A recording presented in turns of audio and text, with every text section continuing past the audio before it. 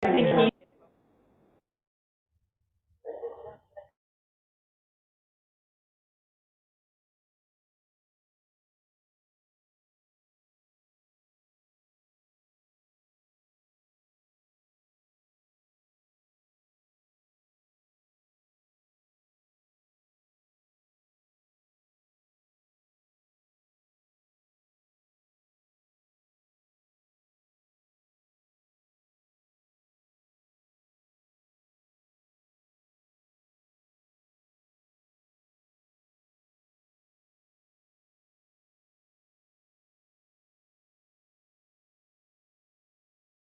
Can you put maybe her on?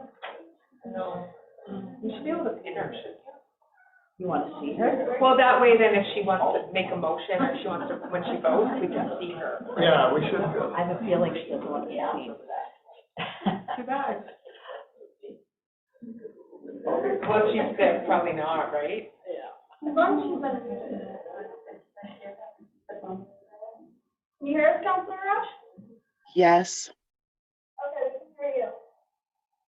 Can you hear me? You want to be on video? Can you hear me? Yeah, you want to be on video, Shelley, or no? No. I'll put my headphones on. Maybe that'll help with the volume. Let's have to speak, probably. Excuse me.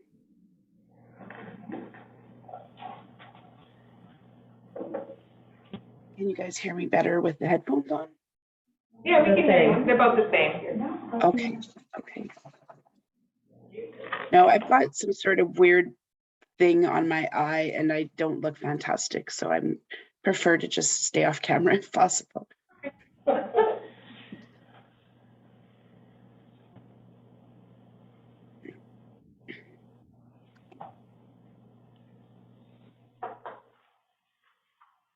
Is it just Tracy and Daryl so far? It is. We're the third for quorum, so. Oh, geez. Is Jonathan not coming? Oh, he's in Edson. Oh my goodness. All right, so it's 7 o'clock before I call this meeting to order. I just want to point out that Councilor Rash is attending via Zoom, and she'll be the quorum for here because Councilor Miller and Councilor Gilbert are not able to attend at the moment. So I would like to call the meeting, the Committee of the Whole for January 10th to order at 7 o'clock. First order of business be agenda, any additions, deletions, adoptions, and under CAO reports 4.0, I'd like to put in there Cheryl Flipick. I want to introduce her. And then the 4.1 and the 4.2, I just want to change those two around, and so we have the Public Works report prior to the CAO report. If anybody has any other additions or deletions that they have? If not, can I get a motion to accept these additions? I'll move the agenda with the additions. Thank you. All in favor? Shelley, you're all in favor? Yes. Thank you. All right, so new business, correspondence. First thing is 3.1. I just, we received a card from the Leduc Regional Housing Foundation from Margaret and Doyle, and I believe it's Kathy. The next 3.2, RCMP Town Hall. Just want to let everybody know that there's a notice that on January the 7th, there's a town hall meeting hosted by the Thorsby and Brenton Detachment. That's at the Buck Lake Seniors Drop-In, January 17th, 6 p.m. They're asking to join for a conversation on crime trends in area, policing, priorities, and crime reduction strategies. Sergeant Dwayne Moore, Corporal Brian Maychick, and Corporal Rob Gillies will be in attendance, along with Sergeant Kelly Crowell from the Central Alberta District Crime Reduction Unit. So that's out at Buck Lake. The next item of business, 3.3, a letter from Minister Schultz Fire Service Training Program grant. Do you want to comment on it also, Donna, or you? It's a standard, announcement from the minister, your worship, and, it basically is a $500,000 grant, and it will be annual, starting in this year, actually, regarding public safety, but what it provides is supplemental funding to assist our Alberta communities in ensuring their local fire services are adequately trained to respond to identified community risks. And with the amount of motor vehicle collisions on our highways, that's of utmost training. That's very serious stuff. And and also that we as a community are supported in developing capacity to prevent, prepare for, and respond to any risks. Training of fire services that remains current, and training aligns and supports community planning. So, so far, everything that Leduc County does supports our municipal development plan, our intermunicipal sustainability plan, and we work pretty closely with the county now with fire. We have a very good relationship. So they'll be applying for it, and once we kind of determine as a CAO team and as a fire team what they want to do, then we'll bring that back to council to just advise you what we'll use the grant for in the community and what they'll administer the grant for with respect to fire and community safety. All right, thank you. Anybody have any questions on that? No? No? All right, next item, Thorsby 3.4, Thorsby Ukrainian Malunka Festival. Too bad Sam isn't here, but I see they've got some posters all over town here, and they're looking for people to attend on January 21st. Have you heard anything whether they're sold out or not? Anybody? Yes, they have. They're Sold sold They out, have? They sold out? and there's 12 awaiting. Oh, Oh, wow, good. Thank you for that. Well, I guess we don't have to really do any talking for them. Guess I'm number 13 on the waiting list. It's all good. That's awesome. That is fun. That is fun. All right. Thank you for that. So, I guess without further ado then, if I can get a motion to accept the correspondence 3.1 to 3.4. I'll move the correspondence as listed. Thank you, Tracy. All in favor? Yes. Thank you. Moving right along, we will go to the council reports. 3.5, I'll start with mine. So I just want to point out on November the 21st, I missed on the last, for November, that we had a Zoom call with Dentine lawyers to discuss reviewing, looking at the water license and the supporting documents. We previously discussed that with council. We have 3 boxes of banker boxes that have been sitting around here for 20 years. Those documents have not been reviewed, some of the right-of-ways. We don't even, we want to make sure before we get too carried away with all this stuff here that, we've got all the proper, everything's done in there. So we had a Zoom call with them, and I agreed that instead of just handing the boxes out to a courier or somebody, we had a little bit of concern about whether they get there and get lost in transit, so I actually personally delivered them right to their office downtown. And then I think, Donna, you're going to talk a little later on your report about that, what the lawyer said. But basically, it was just a meeting to just say that we're going to send this stuff in, and nothing else was really discussed on that. So I just wanted to bring that to everybody's attention. December the 1st, we had a water main break in the trailer park. Guys did a great job of getting that one handed out and fixed out the same day.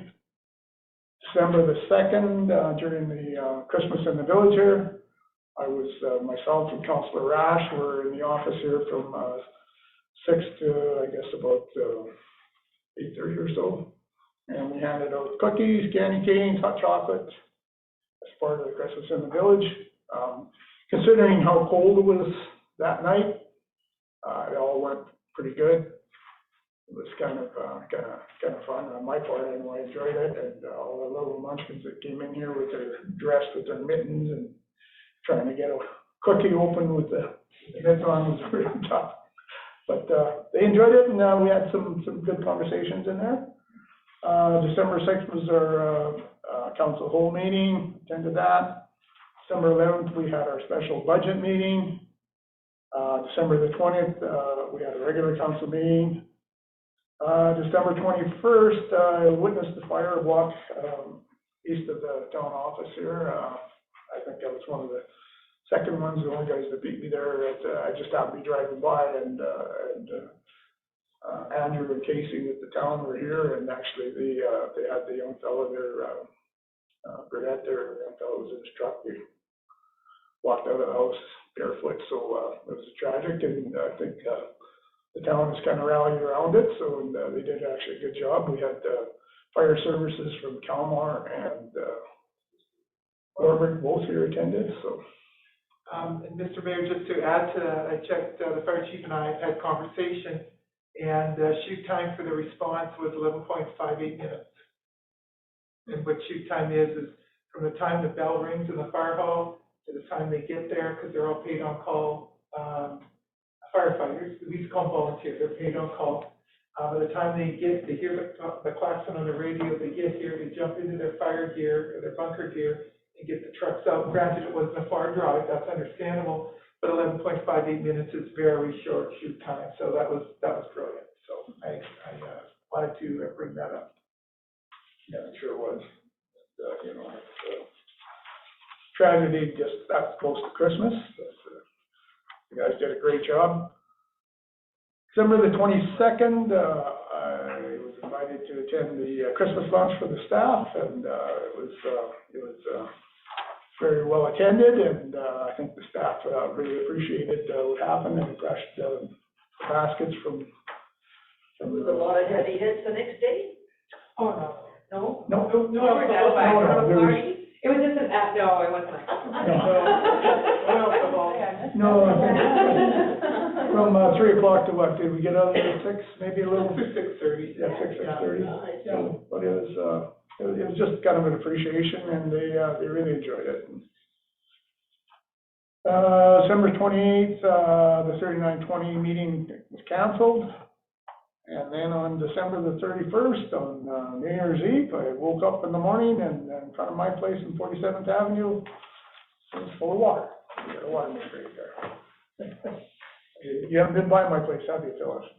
There's been several breaks. Yeah. Wasn't there one just, on 53rd or something, Yeah. So, see, Dawn will be talking about later that report as well, so. Expensive thing. Does RAM do it? Is RAM still allowed to do it?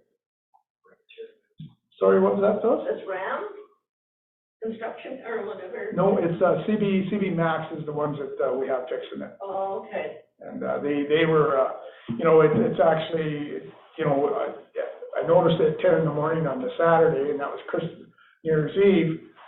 And, you know, they were fixed by about 11 o'clock. You know, had they not come out, Saturday, Sunday, Monday, Tuesday, before you had 4 days with a water main break, would have. You had a flood? Well, it wouldn't have been good for the town, wouldn't be good for anybody. So, I recommend them, and, they did a great job, and I think, you know, fortunate, they care enough to come out on a night like that, so. That's all I have for my report. Any questions from me? Yeah, go ahead. I understood that the budget meeting was called, you said that it was only on one day. I was under the understanding that it was on the Saturday and it was closed early because of lack of information or something. And it went on the Sunday, and then later on, you called the budget meeting again. No, that's not quite the way it happened. We had one scheduled, and then one full day, and then we were waiting for the Public Works and the Recreation for their budgets to come in. So we had another day. So we had 2 full days of budget meetings, but we weren't on the scheduled day. We had to reschedule the dates on it. Yeah, so we had 2 full days, and it wasn't called short. Both meetings went from 10 o'clock to probably about 1:30, 2 o'clock. Sorry, if I recall correctly. I think the second one went till 4. Yeah. Do any of you ladies like to care or comment on that, say it on or anything? It was a very fulsome budget discussion on both days. I'll let Cindy talk to the figures because I'm not allowed, I'm just teasing. But, we had to redo the whole budget process. 3 days before we did budget, we found we had a huge deficit. And it was how, the budgeting has been structured over the years. No fault to anybody, it's just how the document's been structured. And Cindy and I worked late into the night, quite a few nights, to figure out what was wrong, and we finally figured out that some of the capital was mixed in with the operating over the years. Again, no fault to anybody, we just fixed it, and we balanced the budget, and we have a fully functionally funded capital budget for what we need this year. So that took a little bit of work, and we had at first we had an over $700,000 deficit, and we all had heart attacks because we knew we hadn't blown the budget by that much, but it was accounting. What's the best word to use, Cindy? It was just accounting processes that we had to use to make sure that that The money was being accounted for properly. that was being accounted for. The revenue was being accounted for. Revenue, yeah. So anyways, we got it all under control, and we have a balanced budget. So, yeah, but we did have 2 full days. Yeah. We did. So we had it scheduled for 2 days to begin with, the Saturday, Sunday, and then Public Works was waiting for some estimates to come in to finish their budget, so, and they didn't come in before that weekend, so at the beginning of budget, we said we're gonna have to postpone tomorrow, and then we rebooked it on that day, on the Saturday, for the 11th of December. Yeah. What was happening is our capital budget is going to be pumps and meters. We're gonna start changing out and putting new water meters in. And that can't happen over 1 year, so it's gonna happen over a couple, 3. But we need new pumps at the intake, and we need new pumps at the sewage lift station. And what's happening is companies are quoting, but they only hold that quote for sometimes a few hours. And so our team, They'll even quote. and some won't even quote. So our team was really worried that we need a quote, and we just said, you know what, let's estimate, let's figure it out, and then when we're ready to order, we have the money, it's all grant money and reserve money for it. We'll just purchase at the price it is. It's not all that fair right now, but that was kind of the delay. They were trying to do their best to keep the cost down. We just said, let's just get some prices in so we can figure it out. So that's what the delay was. Any other questions? All right, thank you. Councilor Gilbert is not here, but Shelley, I believe that you're going to report as the alternate on the Leduc Regional Housing Foundation there? Yes, that's correct. Okay, go ahead. So Corey just wanted me to share some updates with you in regard to some project contribution things that are going on with the Leduc Regional Housing Foundation. They have been preparing project proposals on an ongoing basis in order to be prepared to take advantage of any new funding streams that become available, and feel that they have a competitive proposal with the likelihood of success for using the Affordable Housing Partnership Program currently offered by the Government of Alberta, as well as the Rapid Housing Initiative funding released by the Government of Canada. So the planned project is Gates Landing 2. It is a 22 one-bedroom unit proposed as addition to the current facility. Apparently, there's a large and ongoing demand that is not being met in regard to one-bedroom units with Leduc County. Currently, there are 138 people on the waiting list for one-bedroom units. This is a proposed $8 million project that's budgeted. The funding as proposed will be $1 million by the Leduc Regional Housing Foundation from their supportive living reserves, $1.7 million from the Government Alberta through a provincial funding grant application, $4.8 million from the Government of Canada federal funding grant application, and then there's the proposal of the $0.5 million municipal contribution from member communities, which is being proposed as divided in line with our equalized assessment proportions from each municipality. So that's something that is going to be brought forward to us as a municipality to decide if that's something we are going to be able to contribute into. Past applications have scored significantly lower than anticipated as a result of lack of municipal contributions. City of Leduc has passed a motion to backstop municipal portion in the interim period. I believe, this is Corey saying, I believe Kalmar intends on improving their portion or intends on approving their portion, and that Warburg has done so as well. Grant applications are due January 11th for provincial portion of the funding and March 15th for federal portion if the provincial application is in fact a success. Excuse me. I understand that based on the City of Leduc backstop for municipal contribution portion project budget, provincial application is being submitted as planned for January 11th, straw vote or general consensus of Thorsby Council to report back prior to January 26th board meeting. Planning would be helpful. Corey said in the special meeting agenda package, a breakdown of the money to each municipality that an equalized assessment approach would cost. They had that, but Corey's unable to log into the board site to access that information. So he's asked for Margot to send a copy of that information along, and he'll forward it to us as soon as she does. So that would give us an idea of what our amount would look like if we were going to be on board with contributing with the other municipalities. And that is that. All right, Sarah Donning, a question? Councillor, thank you, Mr. Mayor, to Councillor Rash. A couple things. I attended the City of Leduc Council meeting via Zoom on the 28th at 1300 hours, and they spent most of the meeting in camera, which is no problem. They came out of camera with a motion of $160,000 that they were going to spend. Is that backstop funding, Councillor Rash, that you were mentioning? Corey said that the City of Leduc is willing to cover the $500,000 that is going to be needed. So I'm not certain of anything specifically $160,000. Maybe once he gets us that agenda package breakdown, it will make more sense.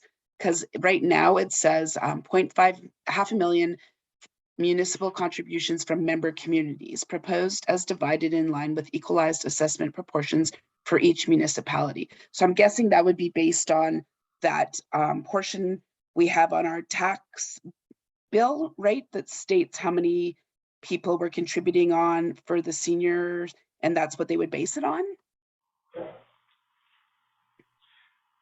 One more question, Your Worship, through to Councillor Rash, and I know you're just reporting, so I didn't get a sense that in the special meeting, the rural municipalities were given an opportunity to have this kind of building here, so we could keep our residents here in small towns instead of moving them to Leduc. The one councillor from the City of Leduc indicated to me that well, Leduc has more services, more busing, more doctors, and that's why they're coming.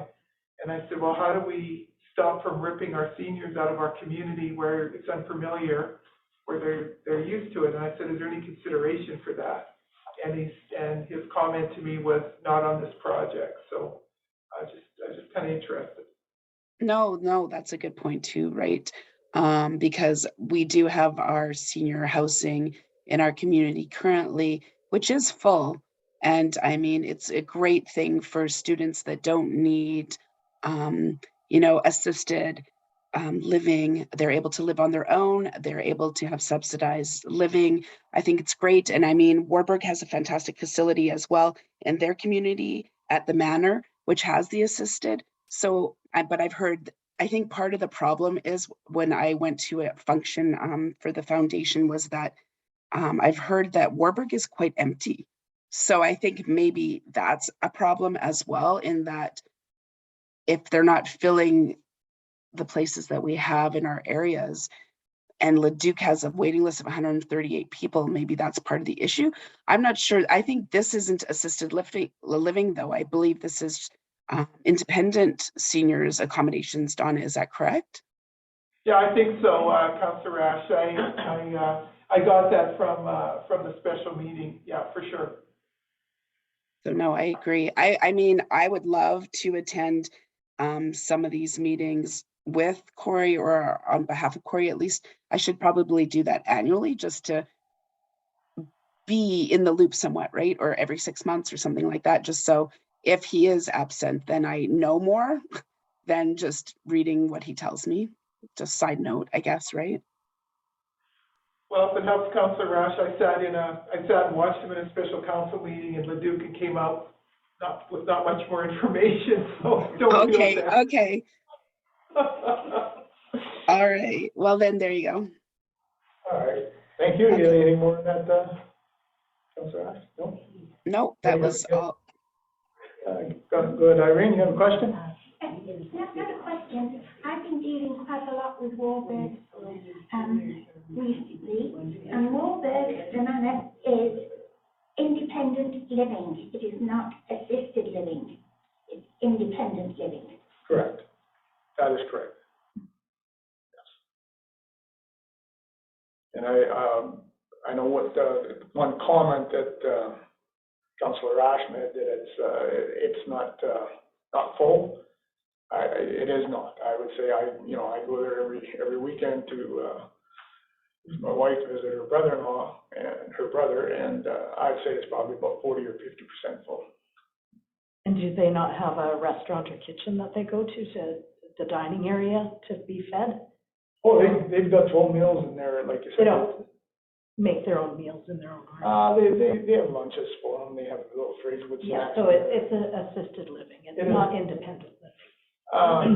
It's independent living, not assisted living. They have to be able to get out of their room by themselves, dress themselves, come to the lunch, sit down there. They provide the meetings, the meals for them and everything else, but if they aren't able to do that on their own, then they can't stay there. That's about the service of it right there. It's like Rimby's Lodge, same thing, they're new one. I would call Thorsby independent, and I would call Warburg assisted, but I don't know the correct term. Is there a nurse on staff, or is there like a people there to assist people in regards to giving them their meds and helping them go to the bathroom and bathing? Yeah, Or do they get, there's no nurse, but there's, the staff or their custodians will help them, but I mean, they have, most of them have their pills in the blister packs, and they take them themselves, and, but really, they're on their own. They don't have a whole lot of people helping them with that. They have to be able to do those things, to get dressed, to get washed, That's correct. to walk with a walker or wheelchair or on their feet Yeah. to the dining room. If they need anything other than that, like being helped to get dressed or taken to the dining room, that is assisted living, and it's not at all. Correct. Thank you for that. Any other questions in there? You know what they need to do? They need to ask the seniors what they would like to see in a home, because there's lots of seniors moving to these homes. Then they get in there and find they're too small. You tell a woman who has done crafts all her life, is jammed into a tiny little suite. I can stretch my arms out at my aunt's, and I'm sure I can touch wall to wall in her kitchen. It's like, she goes, why don't you put your name in here? I said, I don't think so. It's a tough situation. Definitely. You've dealt with it, I've dealt with it, I know exactly what you're saying, and, Yeah, they're too small, so why don't they ask the seniors what they need, instead of saying, no, this is what you get, and you're paying us this much money. well, hopefully that's something we can relate to, Councillor Gilbert in his next meeting, he can bring that up with them. Yeah. I'd like to see more two-bedroom apartments for seniors. I think, Mr. Mayor, too, we're so far behind Europe in what they do over there. We're so far behind in the build, the design, the amenities, the permissions. Even in some places in the States, we're far behind. We're used to here building warehouses. And I think, and it's no fault to anybody building anything right now, but when we were building the Rimby Lodge and I was CAO there, we had a heck of a fight, and they're a little bit bigger there, the suites in Rimby, and they have a dining room, but it's still independent. We had a heck of a time getting, because Alberta Health funds a lot of this, right? So getting them to think, why don't you put at night twinkle lights in the ceiling like they do in Europe? And in Europe, they have porches in front of their rooms and so forth, so they can sit and visit. Like there seems to be no imagination for how to do this. And we're probably the next generation that's, oh, heaven help me, that's coming, that would be me. And I think we've got to be a little more vocal and a little more creative. They have amazing Alzheimer places in Europe where they have in Holland, they have little stores that Alzheimer's patients who are living there can go and shop and do everything, but it's not real bread or fruit. They think they're having bread or fruit because they don't know any different, but they're safe. They can be storekeepers, and they have animals involved and a lot of these homes raise kittens for the SPCA when they have to be fed every hour and a half and those kinds of things. And I think we've got to reimagine, I'll say that word, reimagine, I hate that word, reimagine how we start to build future buildings, I guess, for lack of a better word. That's my rant. No, it's very, very true. It's, we certainly need to do a lot of work yet with the seniors. I agree with that 100%. So we will certainly talk to Councillor Gilbert about that, and he can bring it up next time. And it's, I know Stony Plain just built a big new seniors, and there's lots of 2 bedrooms. Because the people were saying, I don't like sleeping in the same room with my husband. I have crafts. I need my sewing machine set up. And I mean, if you see my auntie's bedroom, it's like, oh my God. A little task to the bed, because she's got her sewing machine set up. She's got her craft set up. And the people are coming in saying, I think you need help cleaning your place. She goes, no, I don't. She calls somebody in to come and clean her place, and she's not going to give up. She's 90 years old, and you're not going to tell her she has to quit sewing or quit doing crafts. That will never happen. Of course, all of that is cost, you know. Everything costs, and You pay for it when well, but you don't pay $3,000 for an apartment if you can't afford it, you know. And that's what a lot of problems are, too. it's not $3,000 not in stone. It's not. Well, that's if you take a look and just find out. And they got balconies. Why do they think? And I said, Matt, why don't you have balconies on these places? Oh, they're probably scared as old people will fall off of them. I'm like, oh my God, you shouldn't be able to balcony. Yeah, but sometimes if you reach the point of having dementia or Alzheimer's, you don't know whether they're going to jump over that balcony. It can They'd happen. probably be better off than going to a home, I'll tell you that. Yeah, I mean, all right. Well, thank you for that. Is there any other questions in there? No. If not, then Tracy will go to your report next. All right, so I attended all regularly scheduled meetings. December 11th was a budget meeting. CIB applied for a grant to host a Christmas light competition in town, and I judged the houses and businesses along with 2 other CIB members. I presented prizes and wrote an article with the results for the Thorsby Target. I assisted FCSS in packing Christmas hampers, and I attended an appreciation luncheon from FCSS. December 22nd, I attended the Thorsby Elementary School Christmas concert, and there were no board-appointed meetings for me in the month of December. Thank you. Any questions for Councillor Musson? Councillor Rash, we'll go to yours next there. Great. Give me 1 sec, please. Sure. I just have to get out of Tracy and get into mine. So for the month of December, we had our regular meetings, the COW on December 6th and the regular meeting on December 20th. December 11th, we had our special budget meeting. Then on December 1st, I did the Leduc Chamber Spirit of Giving function, which I thought was a really neat event. I've never attended any of the Leduc Chamber events in the past, and I think I will try to attend some in the future, just in that it generally involves all of our surrounding communities. It's a great networking event, and it also, this specific event, just let you know all the special groups out there that are doing things for our communities.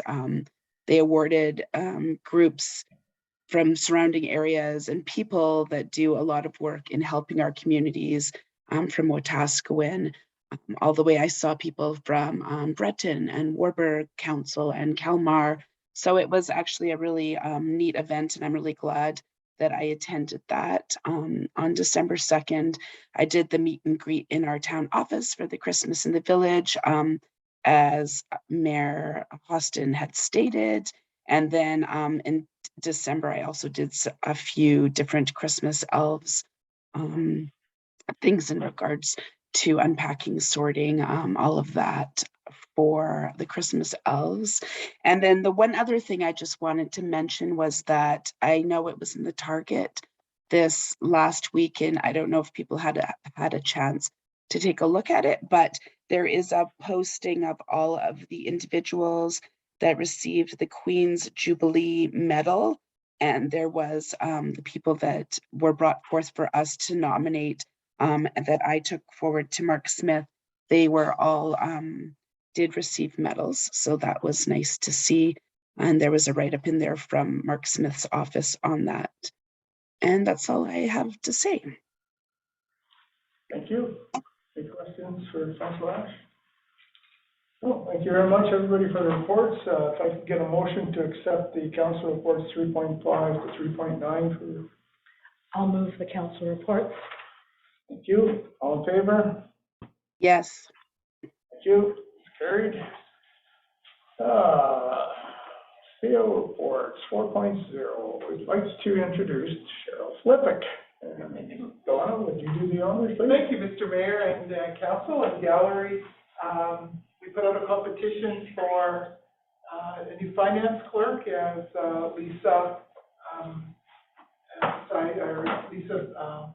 could not work full-time and wanted to just work part-time, and was very happy to move forward with her life on a different level. So we put out a competition and did some interviews, and Cheryl was the lucky winner, Cheryl Flippick. And this is Cheryl's second day today, first council meeting.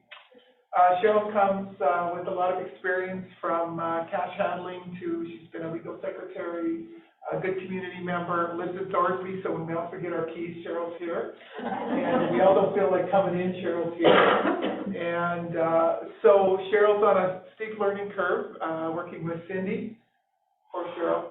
And everything from all the financial documents, accounts payable, accounts receivable, cash handling, counter inquiries, taxes, the whole bit. So it's a really high, steep learning curve, Cheryl. And we're so happy to have you here, and we can't wait to see what the future brings for you. Thank you. Would you like to say anything? Put me on the spot. All right. But thank you for the opportunity. She's had a busy couple days. Yeah. Well, I would like to welcome you as well, and I hope it's a very long-lasting position here, and you can go through this council and the next council and the next council, and I hope you're here for a long time. So thank you very much, and welcome aboard. Does anybody else have any comments or anything? Thank you. 4.1, the Public Works report. I'll help you out, Chris. And you can help me out. I'm helping you out. You're helping me out. We've had an interesting December and early January, and what Andrew and I, Chris, and the Public Works team and Cindy wanted to do was bring you kind of a picture of what we experienced in one of the main breaks. You can see what happened. I was on station for both of them, the one from the mayor's house on New Year's Eve, and of course the one that just happened last week, both times. Because that's what I do. I make sure I'm there with the crews and out there and stay the whole time, and I definitely don't do any digging, but I'm bringing food, water, helping the neighbors, answer questions from the neighbors, all the residents, PR, and I like to know what's going on, so when a resident asks me a question, I can answer it. Until I can't, then I call for Chris and Andrew and the boys from CB Max. They're a great team. They know what they're doing, and we have good contractors. So the first water main break, just if you'd advance, was at 47th Avenue on New Year's Eve 2022. And CB Max is out here in December 3rd for a break at the trailer park. And of course, when they came out of the sluice box and out of the 10 or 12 foot hole, the fireworks went off at the rec center, so they thought it was all about them. And then when they came out New Year's Eve, I think we sent them home just before midnight, didn't we? We saw fireworks. You saw fireworks again? That they were having. Oh, that's right. So when I went to the main break here last week with them, I was gonna bring a sparkler and a muffin so that we could keep it up, but, then I thought I might start a fire. So we'll give you some pictures, and Chris, if I get this wrong, please feel free to jump in, we'll tag team this. Go ahead, Jeff, advance. So this is kind of what it looked like on the left. I'll just stand up here and point. This is what Mr. Mayor woke up to, and his house is here. You can see the big vac truck sitting right here. The big hole, they're just starting to dig, and it took us probably a couple, well, I'd say what, maybe an hour, maybe to locate, Chris? A little more? You mean pre-location? Pre-location. Before we started digging? Yeah. Yes, an hour. Yeah. There's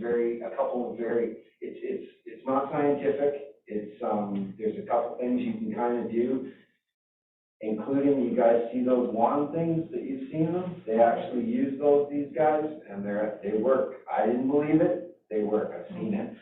Then we have another, kind of a sonar or whatever we can put on the ground and listen.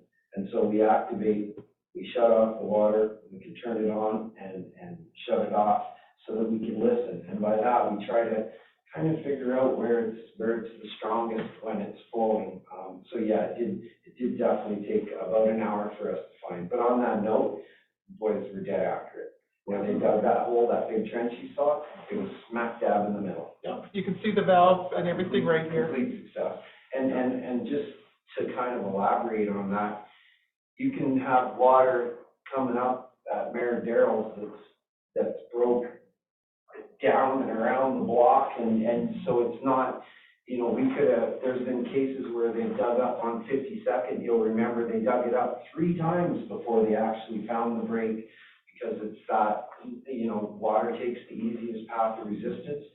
We were dealing with about 5 feet of frost, so, but again, the boys were between Brett and Andrew, they were bang on. They were, no, it's okay, Chris, and if they're bang on, it saves us money. It couldn't have went as quickly, like that is the quickest you can physically do that job, and remember, the hard part is 5 feet of frost that you have a claw, and you're trying to break it open, and the hole has to be that big because they have to be able to put down the 4-sided box or whatever, but the safety containment, so when you're working on the line, it doesn't slough in, which is a huge concern because the ground is obviously all saturated with water where that break is, and it absolutely does slough in. It's sloughing in as you're digging it. Yeah, and you're absolutely correct. The break actually wasn't in front of my place. It was just almost a T-section. Yeah, but all the water flowed down to my place. You'll see, we'll be able to trench it as it unthaws in the spring to get away from the mayor's house, but for now, Kelly's providing the Olympia, and we'll do ice scraping on it, skating in front of the mayor's house. So you can kind of see, that's right, on the sidewalk, you can kind of see, we're getting to the valve here, you can see CB Max's parts truck, and the back truck is on station. We've got the grader in the back there, so Jesse, if you could forward again. So now you can kind of see what it looks inside, and of course, everybody's, you can see the big claw on the hole there. It's absolutely huge, and they need it. They don't go to bucket at all until they're ready to fill in, or if they need the bucket later. And this is the box Chris was talking about. So you can see this hose right here is the back truck, and it's keeping all the water and everything out in the dirt so the guys can work cleanly.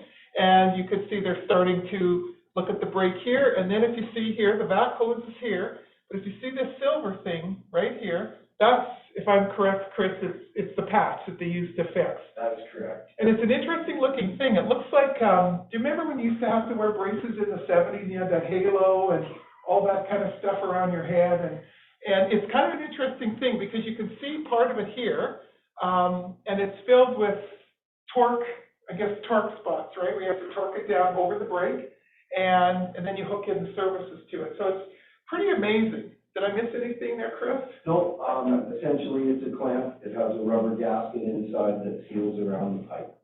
And in the cases of actually this and the other one you're going to hear about this year, we have bead breaks.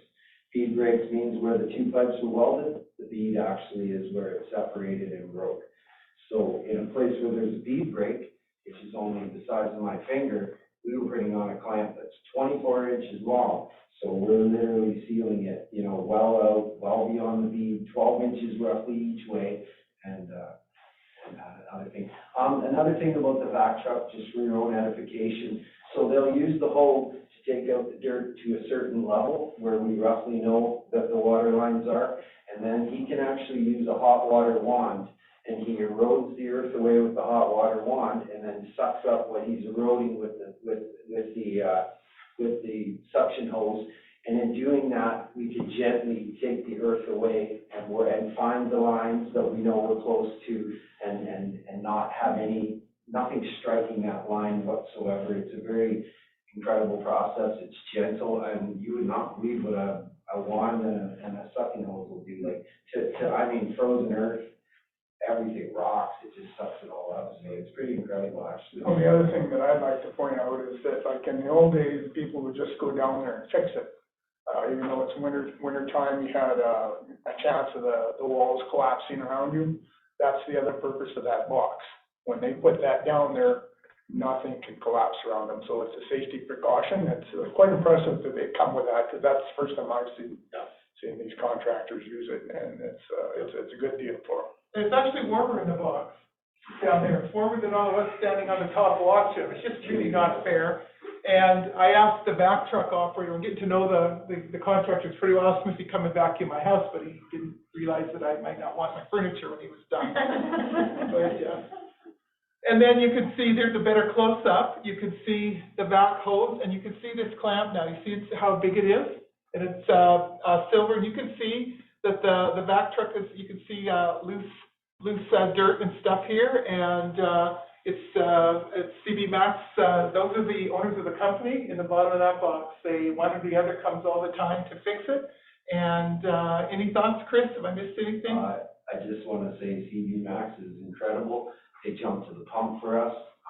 Every situation we've had over the last week and a bit, they've been there every single day, as early as they could. They've put off jobs. They've separated crews on jobs to come accommodate us. And as Donna alluded to, there are two owners, CB Max, CJ being one, Brett being the other. Both those guys, in every case, are in the hole. You'll see pictures on the next hole. That's CJ down there with his hand. In the next hole, you'll see Brett down there with his hand. These are hands-on owners. These are doers. Every hand in there is a hard-working. Where do they come from, Edmonton or? Spruce Grove. Spruce Grove? Spruce Grove, yes, I believe, area. Okay. Yes, yeah. And Brett, one of the owners, has a level 4 water wastewater license, so we know we're in good hands. So we have level 4 with them, level 3 with Dave, and Andrew and Chris will be getting their level 1, 2 this year as well. So we are well qualified, because these are tricky. It's not just dig out. You'll see in the next one, I don't think we took pictures of the boulders, but in these holes, we're taking out boulders, like not just dirt. There's a lot of big, huge rock in some of these holes. So next slide, Jeff. Brett, the one owner of this company, he worked for 15 years for Public Works as the lead hand in Spruce Grove prior to starting his business, which he now is a professional at this. He has more experience than anybody I know. He sure does. He sure does. This is our second break, 54th Avenue last week, that you were talking about, Phyllis. Go ahead, Jeff. 53rd. Or 53rd, I'm sorry. So this is where it was. I mean, it was coming out other places, but this is where we noticed, you probably saw water running down the road, and we had lots of calls, which is okay, there's nothing wrong with that. But it was gushing out of, there was a pipe just here, and it was gushing out, and it was going everywhere. And of course, the neighbors were concerned. And so I came on site about 11:30, and CB Max hadn't got there yet. They were mustering the crew. And this is about, 8 o'clock at night, I think. I was still there, and that's me right there talking to the crew. I didn't know Chris took the picture, so, but I have my safety gear. I took that picture for a reason, and I'll explain to you guys why, because I had no idea I was doing any kind of a presentation. I took that picture because of the way the owners of those homes felt. Megan and her husband, Percy, felt with the questions, the anxiety, the concern of what it would cost them, how this would affect them, and stuff like that. And I was able to say, hold on a second, I have the CAO here on site. Let me introduce you. You can talk to her. That's exactly what happened. And most people couldn't have felt more reassured. They weren't, they were dealing with the top of the food. Well, sorry. Okay. Okay, the person who makes the financial decisions, the the person who, when they say this is what it's gonna be like, this is how it's gonna go down, you need look no further. There's not gonna be anything else going on. It's gonna be the way Donna says it is, and that's the way it is. So for me, as somebody trying to reassure them, it was really nice to have her there. So in this case that you're looking at, she had to leave for the afternoon, and her husband came back at 5 o'clock and were there till 9:30 that night with me, because it was my first break. I was on my own. Andrew was out of town fishing. Yeah. I believe they just bought that house. That's Judy Fusovich's house. 2 months they've been there, yeah. So they just bought it. She's a hometown girl. Apparently she was born here and she's now moved back. So, you know, anyway, sorry, that was a little topic, but. No, it isn't. I defer back to the cruise too, because I'm there as a support, but I don't interfere with the cruise knowledge. So I gather it all up and I'm like a parrot. But it's good to be out there, because I'm a food and water person and all that kind of stuff, right? Literally, Donna and her husband have delivered water to residents who didn't have water, flats of water, jugs of water. Oh, nice. And I mean Donna and her husband, I don't mean us. I mean Donna and her husband walking to the individual doors. You're busy doing other things. It sure makes people happy. Feel cared about. That's what we're supposed to do, right? Next slide, Jeff.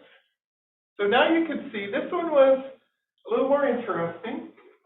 And Chris, you're gonna have to help me with these, because I'll let you start with this one, Chris, and you can explain it, this, and this. Sorry, guys, my eyesight isn't perfect, Okay. and I just wanna, okay, that is 53rd, yeah, that's basically, so now we've dug out with the hose stepped back, and we're using the hydrovac to clean out around the lines and expose the lines. So the water line in the middle picture was directly below that, sewer line. So we actually had to break the sewer line to expose the water line, which in the next picture on the right, you'll see a green line. That's where the sewer line was immediately fixed.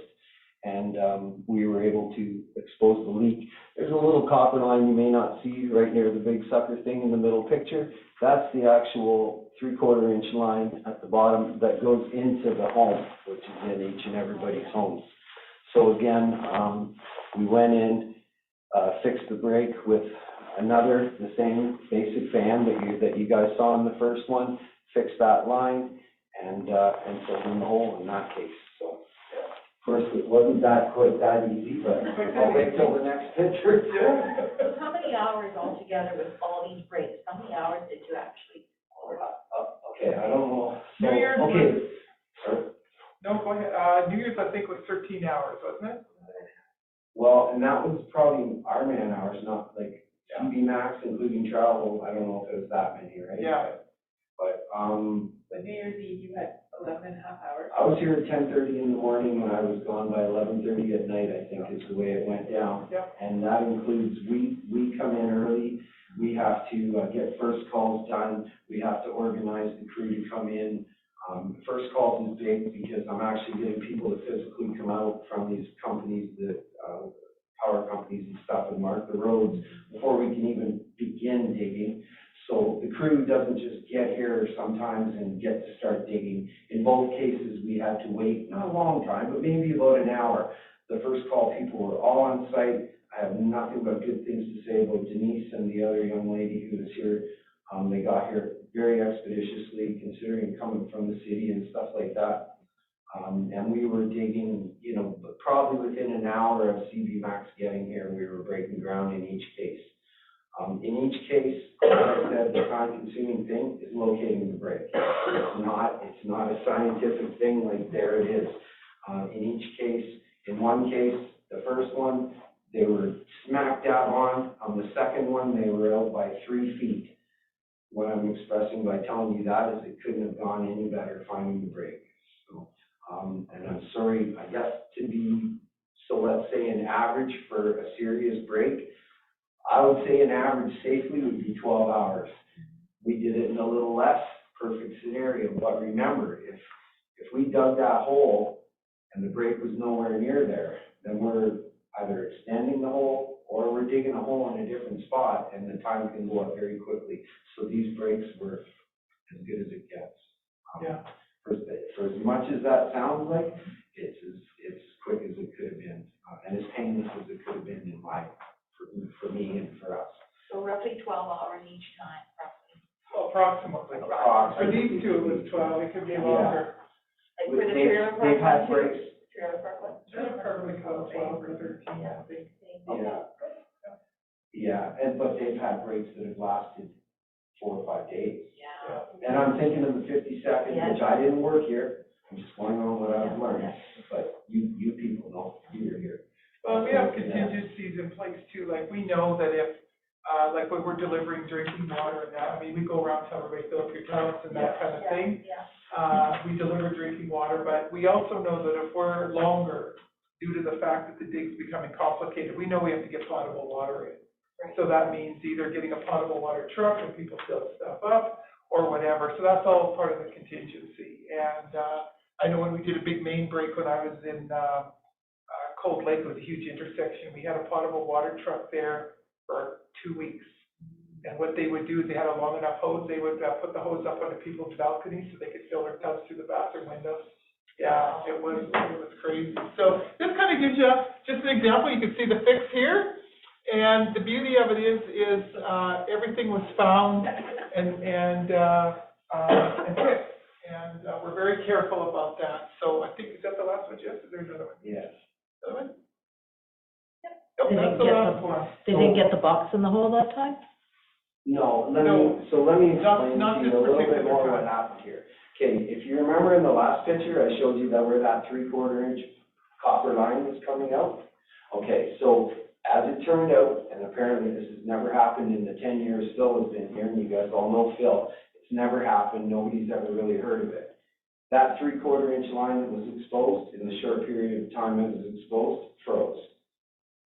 So the next day, thinking everybody's water was on at 11:30, I got a call from the lady, she had no water. So we had gone in to her house, we had a unit that's a little, kind of a small hose, we took off her water meter and we tried to fish it through and go all the way through the line with steaming hot water, thinking it was a frozen line. We were only able to get that line in 55 feet.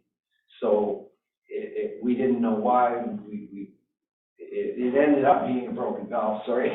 But anyway, at the time, we didn't know why. So the next day, so this is break day, second day trying to fix it, third day, we need to literally tear up her front lawn. And that's what you're looking at here. So we tore up her front lawn, where we went down on the CC. You all have CC on your lawn, if you've ever seen them open it or close it. That's where the water was also coming up. When Donna showed you the original break on her lawn, that's where it all came up. So we took all that ground out, carefully exposed everything. Then we took apart at the CC and we ran a hose through from the CC in her lawn out to the main on the road. And literally, that's how we discovered it was frozen right at the main. Like we were almost at our wit's end because we were like, we should be at the main, we should have a water return. And I remember walking in my truck, kind of, like I'm just going to go out and drink my coffee, I don't know what's going on, frustrated, and all of a sudden, we got a return, and it was all, and so they broke through the ice. So the other side of this situation is, when we had this apart, they had a cracked sewer line, which may or may not have been a fault of the saturation of the water and the way the ground settled. So it may have been a result, may or may not have been a result of the break. But they had a cracked sewer line, which was leaking sewage quite profusely, and the actual CC was cracked and leaking. That part was just a crack leaking CC. It had nothing to do with the break because that line wouldn't settle or move enough to break it. So really, ironically, because that little line was frozen, we went through that, we found something that we would have been digging up their lawn again in the very near future to fix their sewage or fix another water break. So it kind of worked out for me a bit in the end. And if you'd like to know what I learned and how to avoid this in the future and what I would tell anybody now. So when we exposed that 3/4 inch line, before I filled that ground in, and this is something I just learned on my own and not something I've been told, but had I have at 3 in the morning said, I need you to turn your water on in the house so that I know it works, I'd have found out at that moment that something was wrong, and maybe I'd been able to throw a tiger torch on that line for 10 minutes and thaw it out and have them with water. So my lesson, and what will avoid this again, will be if we expose the line going into a house before we fill in the winter, we're definitely gonna make sure we go in, and I'll apologize for waking those people up if I have to. Probably not sleeping with all the hose and noise anyway, but I will be getting them to function their water before I fill that hole back in. That's my lesson. That's what I learned. But again, if I had done that, I wouldn't have found the sewer break and I wouldn't have found the CC break, and I'd have been digging up their lawn after fixing it. So it's kind of funny how that works in hindsight. Nothing bad happens if something good doesn't happen. Well, and you know what? If nothing else happened, I personally learned a lot on it. Good. And I think it's gonna make things even better next time. Anyway, that's my story. Sorry for being long-winded. No, that's fine, Chris. I appreciate that. So that kind of gives you an idea of what we do out there when something breaks. Kind of gives you an idea of what it is and how messy and cold it gets. And I'll say this in my report, but I'll say it now. Thank you to Mayor Hostin on his dig that he opened up his garage, and we had hot pizza, and he opened up his garage so the crews could go in and warm up and have pizza and get ready. And my husband and I delivered water to all the residents and we chatted with everybody. So it was, that's what we do, folks. That's what we do. So now you have an understanding when you see us digging. Don't stop and look down the hole. It could scare us. And here's another thing you have to know: when something like this happens, we don't stop till it's fixed. That's right. There is no stopping. This CV Max, if it goes past 12 hours, they'll actually send out a second crew to spell off and keep going. They don't stop for the day. The one day I told you we failed doing the line, yeah, we stopped because there was no point. We had to bring in an excavator. We're not gonna do that at 5 o'clock at night and work all night and do it all in overtime. We might as well come back the next day. That was different. But if we have a break for the people who are concerned, because everybody wants to know how long is it gonna take. I don't have an answer how long it's gonna take, but I will tell you, we don't stop till it's done, until you have water. And that's the promise, no matter what it takes. And I will say, Chris, is open compliment in council to you and your team. My compliments.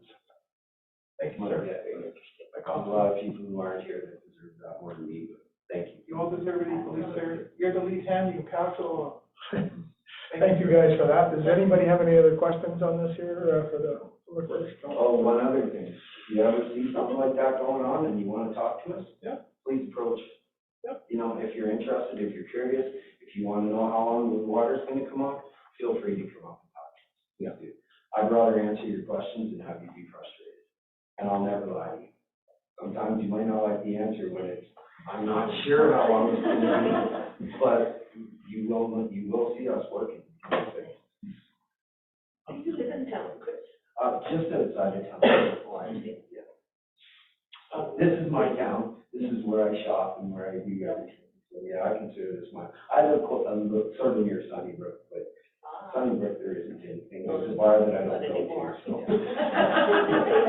Yeah, not anymore. You're right. I think it was a little better. Well, it's better, Yeah. they had lots of things at one time. Yeah, I wish it would be.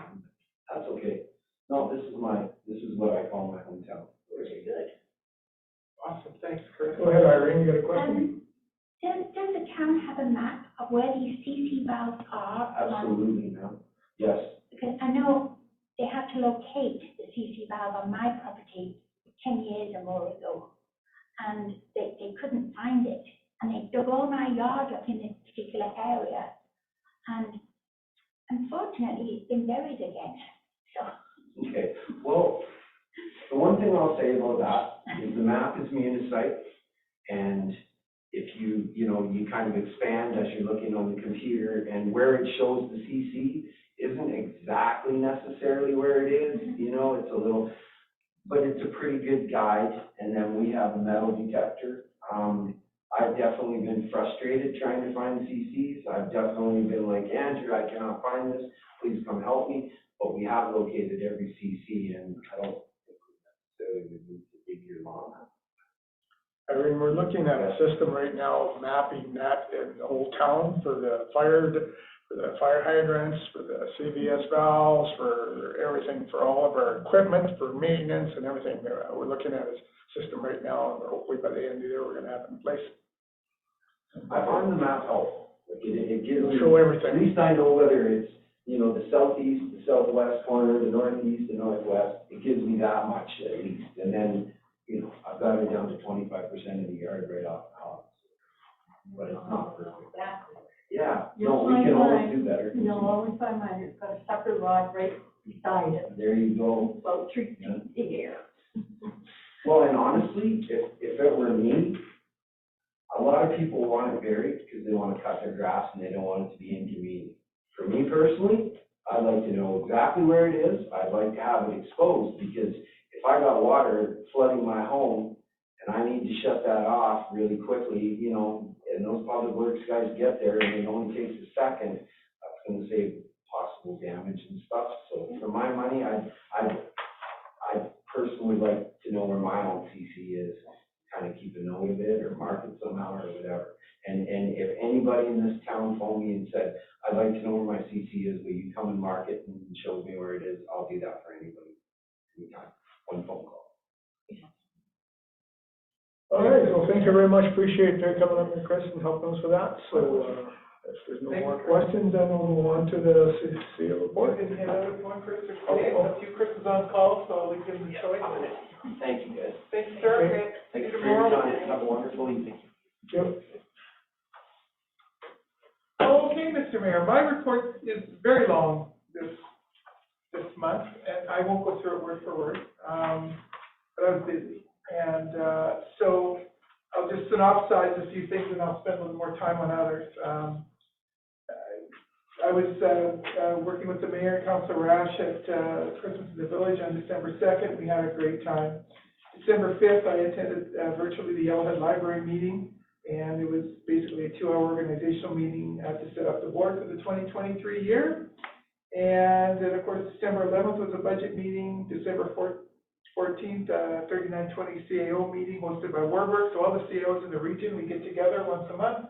Everybody takes turns hosting, and we talk about issues, working together, common interests, helping the 3920 team, not so much economic development, but regional stuff.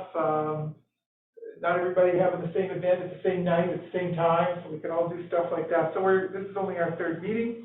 December 20th, of course, regular meeting council to finalize issues surrounding the interim budget and help with this, Cindy with the scenario thinking for the council to pass the budget. December 31st, of course, water main break in front of the mayor's residence, and we talked about that. December 22nd, we saw the staff Christmas lunch with Mayor Hodgson, invited by the staff to bring greetings from council. The family restaurant provided a lovely meal with all the staff receiving gift baskets provided by a local vendor. These baskets were donated by our company, Works Inc., and Cindy's company, Van Leaston Company, for the staff. The town paid for the meal, and Van Leaston Company, Works Inc., supplied the tip on the bill. So you only have just Oh, I'm sorry, I may interrupt, I just wanted to say that in these baskets that Donna did a lot of homework in there, and I didn't realize she was quite a poet, but she had everybody labeled in there. A basket was personalized with their things, and she had things to say about it. It was very true. It was very entertaining. You never know where I'm lurking. Yeah. And a lovely local lady did all the baskets, all the shopping. She is a great new entrepreneur. December 28th, of course, I went to the special meeting with the Leduc Council and just to see what was happening with the Leduc Foundation. And then I just put in my report about the Water for Life grant as an update. So as you know, we got a grant for $195,000 from the province to start the process of water distribution.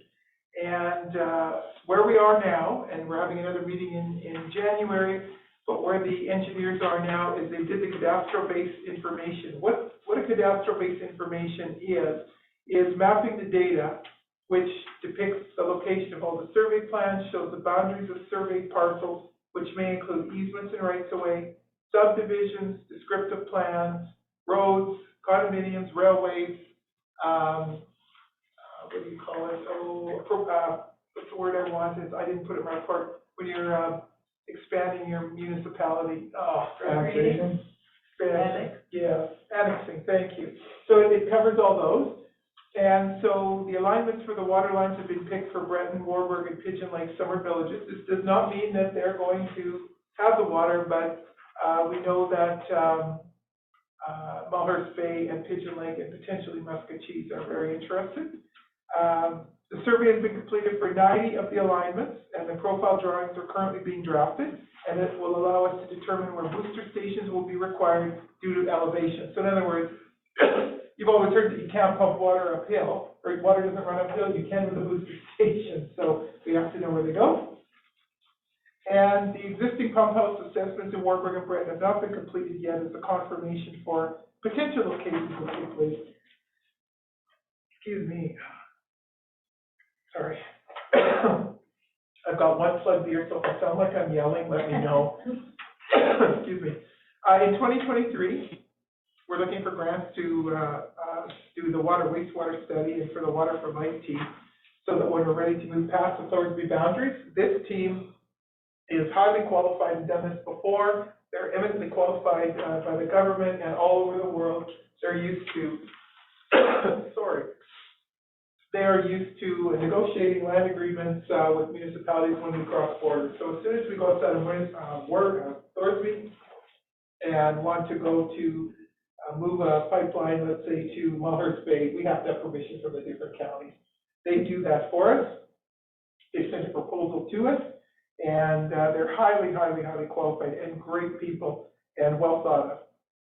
I had a call today from Councillor Lyle. He's a councillor with the First Nation of Enoch Cree Nation. He's on council. His chief has, his chief has directed him to ask if he can come to our next meeting. Enoch is highly interested in coming on board with us. So that means federal grants, that means partners, and he'll help us navigate for Muscatcheese as well. So it sounds big and it sounds daunting, but we're focused. And it's a step-by-step process, and that's why I put it in my report this month. These are the steps we've taken so far. The overall project basically is to do all the feed studies we need to do, all where we place all the pump houses, where we place the lift stations and all that sort of stuff for pipelining. And through this Water for Life folks, they may even have corporations that do this for a living and may want to put in the pipeline for us and do that sort of thing. So that's a negotiation down the road, but we have to look at those kinds of things. We sent all the land files and our water license and all the old documents from 30 years ago to Denton's law firm. They specialize in this sort of thing. And they've organized all the documentation. It also is in a fireproof safe. They promised us that because they have all their high priority client files in there. And they've organized it and taken a look at it pro bono. And so now they have sent up a plan to us, and it's in the package. We sent a letter saying that part of it will be list all the different events that we need to do, either review the individual file folders, in other words, the land files in the boxes we've given to them, or take samples of them to make sure that they're closed. In other words, we don't want a landowner coming back after 30 years saying, yeah, we need another $25,000, right? We want to make sure they're closed. And there's a budget for that, and identify document or documents comprising the town authority's water license. So they're going to review the license, make sure it's where it's at, and make sure that's the license we bought from ESSO.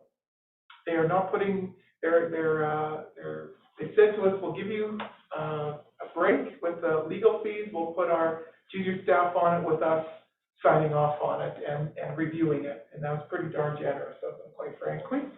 And then the second part of it is, the first part of the budget is $8,700. The step two that they will do if we decide to go with step one is that they will propose to the town authorities the options for delivery of water and possibly wastewater services, because we can sell our wastewater as well, folks. So we don't just have to have it in ponds for ducks to create bacteria in it. And these options would include, without limitation, the town of Thorsby is a hub for treatment and distribution of water and wastewater to surrounding municipalities with appropriate cost recovery, municipalities and or entities. Joining the Edmonton Regional Water and Wastewater Systems, maybe not. forming a joint town of Thorsby County Leduc venture to provide certain water services at scale. This is thought. Negotiating contractual agreements with EPCOR or ATCO or others, either as owners, part owners, or operators, or incorporating an EPCOR-like entity, in other words, a corporation that is owned by Thorsby, the taxpayers, the town residents, the renters, that we will own it by Thorsby for the treatment and distribution of water and wastewater to the town and other municipalities in the immediate region. And the goal eventually is to have our water at very little, if nothing, and to have a very small tax base to our residents who have endured us all these years. That water treatment plant can produce this type of entity. And if we choose the option, then they'll prepare some more detailed assessment. I've also provided council with an understanding of the key municipal dates administration follows as we move forward in our government calendar. So we have that in here. There's 3 pages of what we have to do when we have to do it for the government. And we're on track. We passed a budget before the end of the year, an interim budget, so we did that. Now the auditors are coming again for 2022, and but it won't be as bad. And so you can see all the things we have to do in January, like we have to impose the taxes, we have to look at penalties. The earliest date of penalty can be imposed for non-payment of taxes from other years, so January 1st. So if you're behind at least 2 years, the earliest we can impose a penalty is January 1.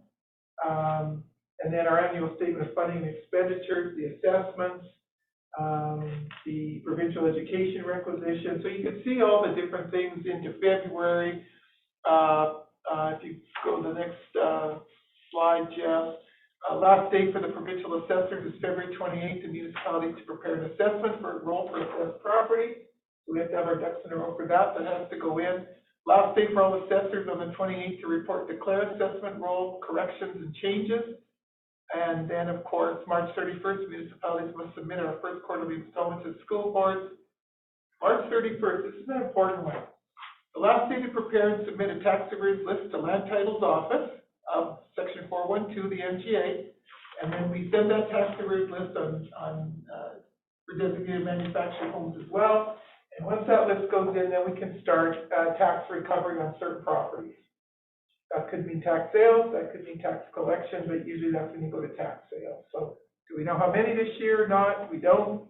But we're approximately right now, and correct me, Cindy, if I'm wrong, about 70,000 in tax arrears. Yep, we got to collect. That's a lot for this little town. 18 properties. 18 properties, yeah. So, we're also awaiting the King's Bench order to deal with the building on Hankin, two blocks down. I just got to sign my affidavit and Commissioner Volk, so I'll get Mr. Mayor to commission my affidavit. And then we go to King's Bench, then we get an order to demolish the building, then we have to have a British environment come to do a assessment. What building? Two buildings down here, it's attached to the liquor store. And It's the end falling apart. Gus's old building. Past G&M. Yeah. Okay, where the jewelry shop was. Yeah, it's been declared unsafe. It's been declared condemned. So once we get a court order, then we can demolish it back to bare land. Our costs go on the tax roll, it goes up for tax sale, and we may have a new business on Main Street, but we have to take it back to bare land.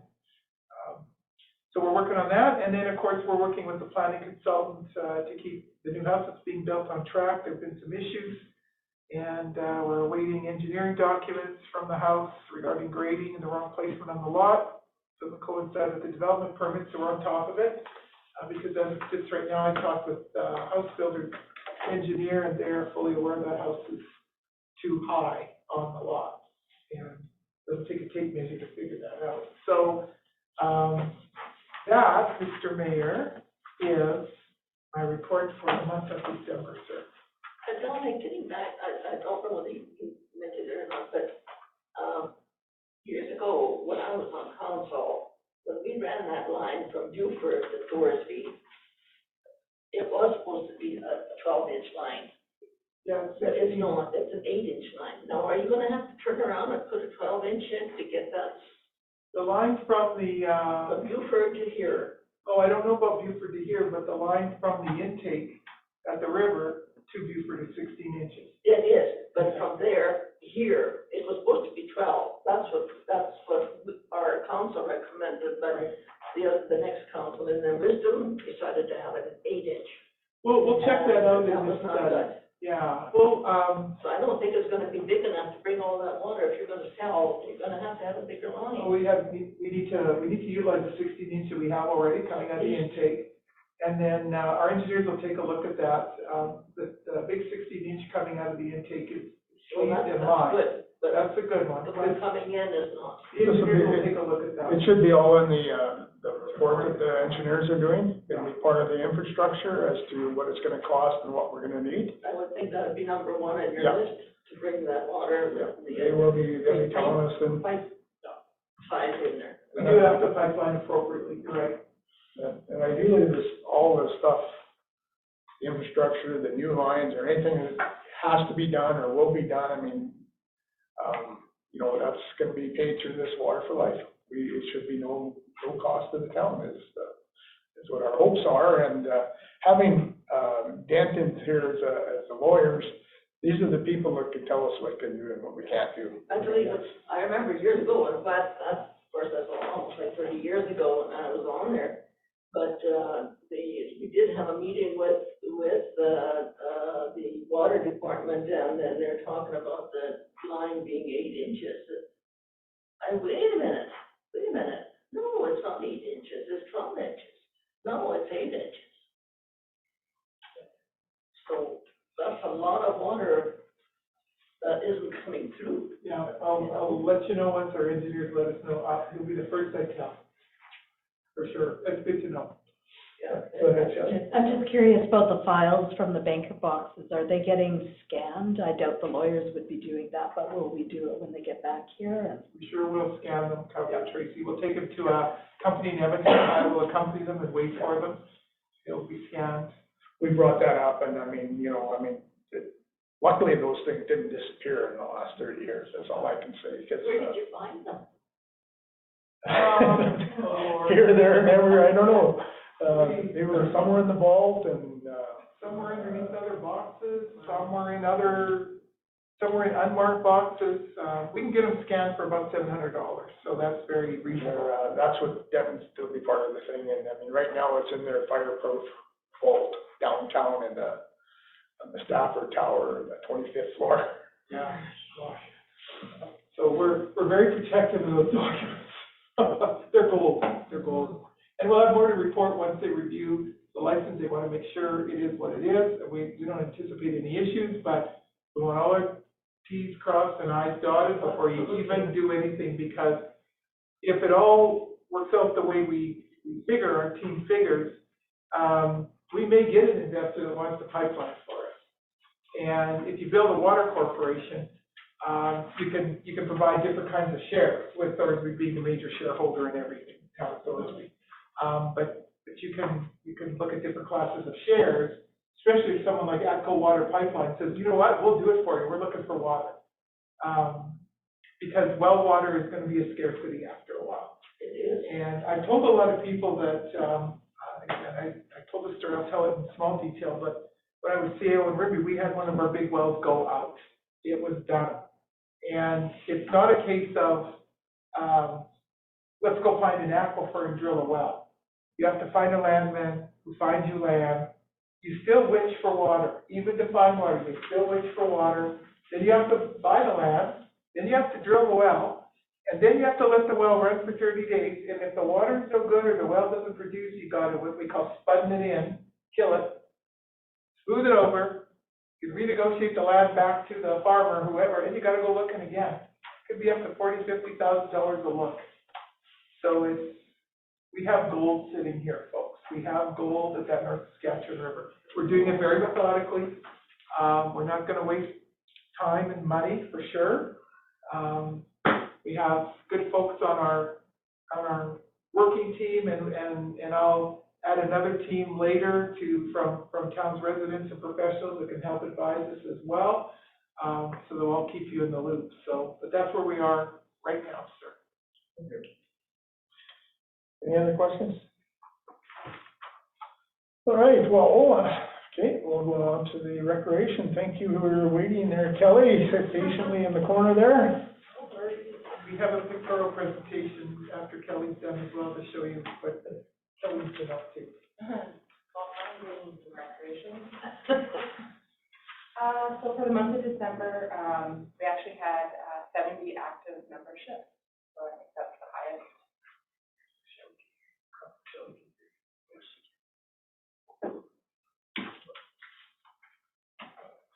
Sorry. Call me Counselor Ash. I'm in your chair, Shelley. Yes. Muted, maybe. Oh, okay. So we had 70 active memberships for the month of December. We also launched the Arctic Spas membership program, so we issued 7 just new ones. They're just rolling it out to their employees in the last couple weeks, so we'll definitely see those numbers go up. December 6th, I had a Teams meeting with Live Barn and our IT support just to discuss how we're going to transition the cameras to the ice rink. So we're just waiting until we move to TELUS from Axia, is that correct?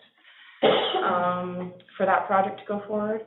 I met with Dean from Leduc County on December 7th just to go over everything in the past year. December 11th, we had a budget meeting with council and admin. December 15th, I attended a webinar for this grant called Green and Inclusive Buildings Program. It's a federal program. It's a really great grant. It sounds like probably not a very likely grant for our community. Very restrictive. It is definitely more for high needs communities and Indigenous communities, and over half of the money is already long gone. So I'm still working with the county on that, but I'm not sure. It's a very complicated grant to write, so we need engineers and whatnot. So it might not be worth the investment. It might be a high-risk investment, but still looking into it. There's another webinar coming up.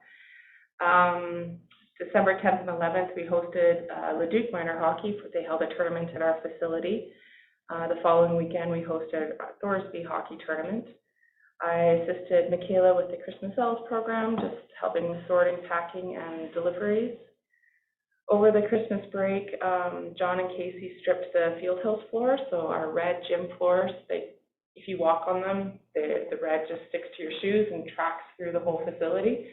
So they actually stripped down the floors and resealed them over the Christmas break, and we have all the product and knowledge now how to do that, so we can do that on an annual basis. So they looked brand new, pretty nice. We're still working on the upstairs renovations for the dance studio and the Lions room, but the painting is pretty much all wrapped up. John's just going to work on doing the flooring as his time permits through the month of January, and hopefully we'll be ready for the dance program in February to move up there.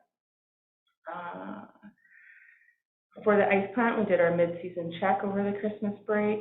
Everything is pretty much running smoothly. We had to replace one valve on the compressor, but other than that, it's all good. We've upgraded our facility schedules to monitors.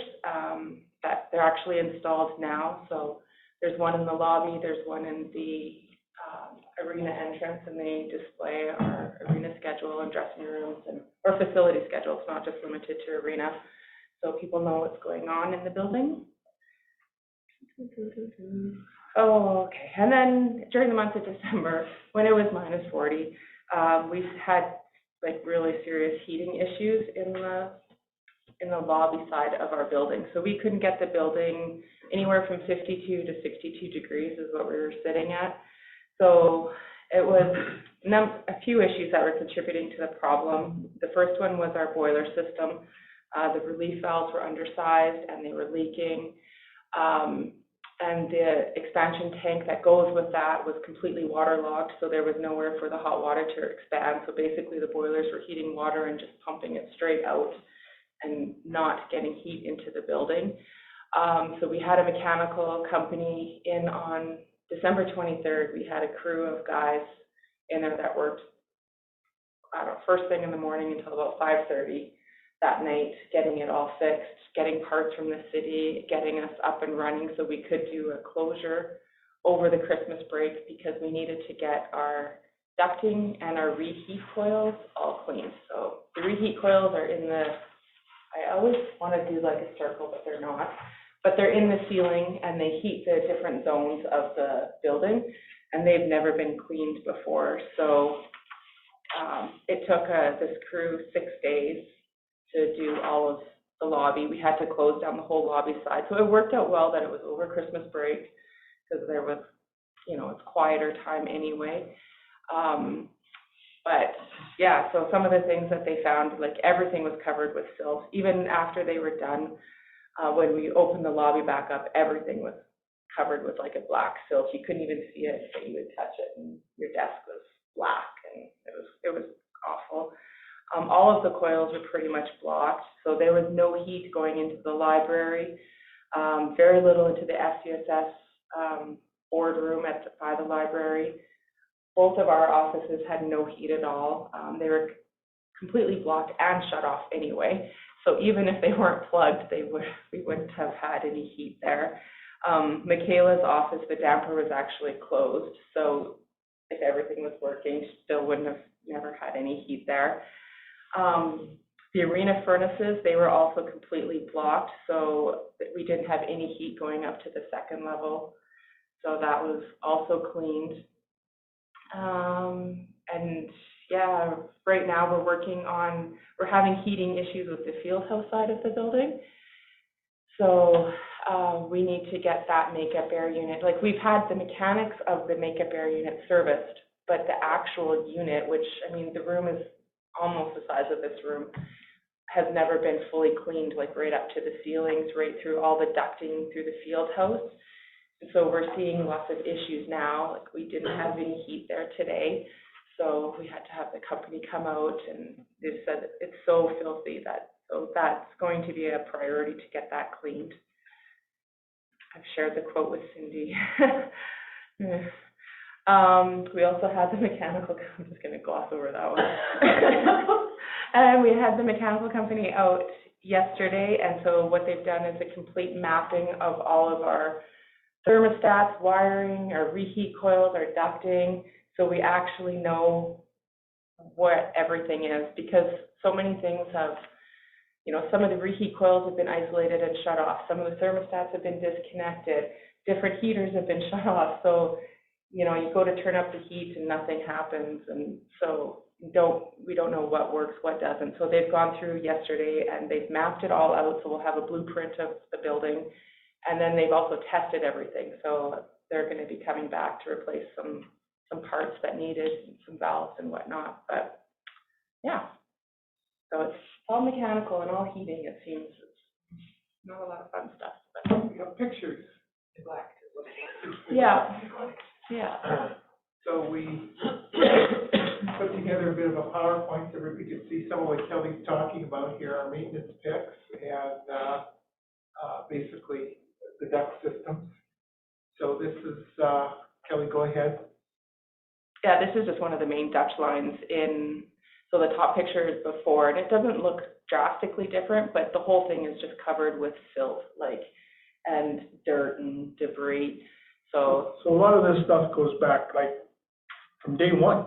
Mm-hmm. It's not just in the last year, the last 2 years. Oh, no. This is since the day the building has been built. Yeah, our building is coming into its 40th anniversary this year, and I don't know if it's ever been done. So this is years and years of buildup. Even if you come to the front, if you walk down the front sidewalk to the front doors, the snow and everything is completely black from just the silt from what they were pumping out into the trucks, and that was all hosed and contained, right? But so the bottom, as you can see on the left, how it's shinier metal and stuff, so it's clean. I'm not sure what the green is, but oh, okay. Yeah, so this is a close-up of the motor, just the buildup of the filth, and everything is, it's not just a nice dust that you can wipe off, it's stuck on there, it's a buildup of thick sediment. So that's the motor, a close-up of the motor on the left, and then the after shot of it on the right, where it's totally clean so it can operate and run. Do they blow it, or is it steamed, or what? They blow it, and suction it, and so these are the reheat coils that are in the ceiling. So I'm not, see, I need Dave here or somebody to explain it, but basically, the air gets to them and then it gets reheated by these coils and then pushed on into the library, let's say. They're like a radiator. Yeah, in your so car. they were so completely, like they were solid. There was no air that could actually flow through them. So even if we could get air to them, they couldn't heat anything up. So on the top right, you can see how shiny it is. Yeah, that's a shiny, perfect reheat coil. And those reheat coils should actually be cleaned every year. And our ducts probably every 2 years. But the reheat coils, and that's a quick job to go up and do those once a year with the company, not quite so extensive what we did. But, yeah. Oh, yeah. Our hammers. Oh, yeah. So they found, and I'm not exactly sure where it was, it's somewhere by the big, like a blower motor, and thankfully it was on the side where it was blowing the air out and not sucking it in. But they found like an original sheet metal hammer from when they did the ducting. They probably figured like 40 years ago, and it was like embedded into the steel. It was so corroded into it. Embedded here into the steel. Yeah. And that's what it looks like when they pulled it out. Yeah, it's like an original.